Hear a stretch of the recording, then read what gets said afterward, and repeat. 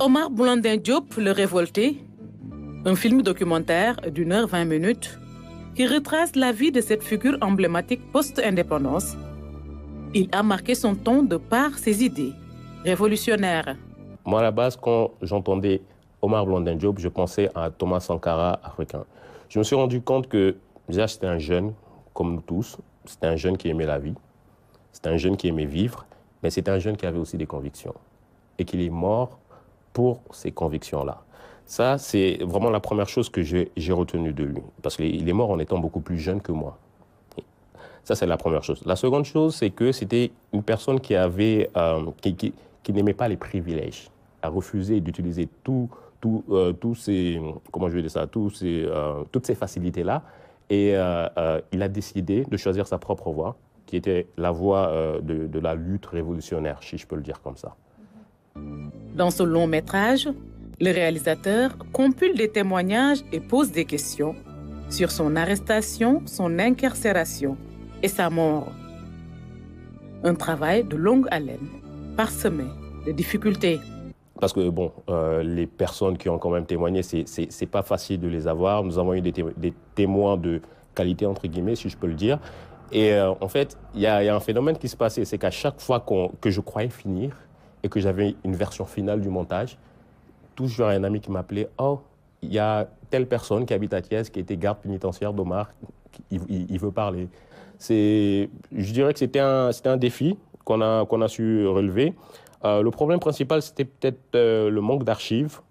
Je crois qu'avant ce documentaire-là, il n'y avait qu'une photo ou deux photos connues d'Omar. La photo où il est avec le magazine de l'International situationniste et l'autre photo juste avant d'aller en prison.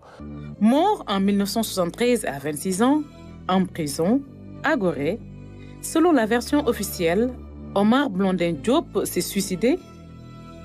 Une thèse refutée par sa famille. Plus de 50 ans après, elle réclame justice. Le bruit que nous faisons depuis 2013 fait que d'autres langues se sont déliées. Nous avons mon espoir que tout ceci va être scrupuleusement étudié et analysé par les autorités judiciaires et que le moment venu, ils trouveront bien le moyen de réouvrir ce dossier pour faire jaillir la vérité. Les autorités doivent mettre en place les conditions d'une réouverture du procès de la mort d'Omar Blondin Diop. Parce que dans ce documentaire-là, dans les livres qui ont suivi et dans certains podcasts qui sont sortis, tous après le documentaire, et souvent en se servant comme base du documentaire, il y a des éléments probants qui montrent que la thèse officielle du gouvernement d'alors, qui parlait du suicide, est une thèse, excusez-moi du terme, assez farfelue. Donc je crois que les autorités aujourd'hui doivent mettre en place les conditions d'une réouverture de ce procès-là afin que la vérité triomphe. En attendant, ce film documentaire permettra à la jeune génération de mieux connaître ce personnage politique clé des années 70.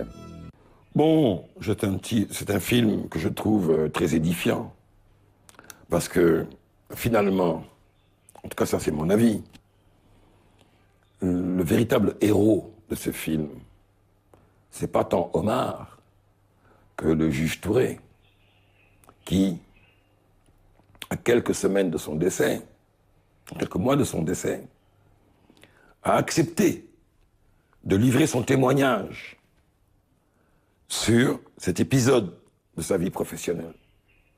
Je pense que ce film doit être vulgarisé. Parce que je considère qu'on est une génération qui lit moins et qui regarde beaucoup plus les images. Donc ce film-là doit être vulgarisé, nous on peut les mettre à disposition dans les écoles. C'est d'ailleurs assez paradoxal. Les universités américaines viennent nous acheter le film. Mais aucune université au Sénégal ne s'est intéressée au film. Et je pense que ce n'est que comme ça qu'on pourra faire en sorte que la jeune génération n'oublie pas le personnage et la figure d'Omar Blondin Diop.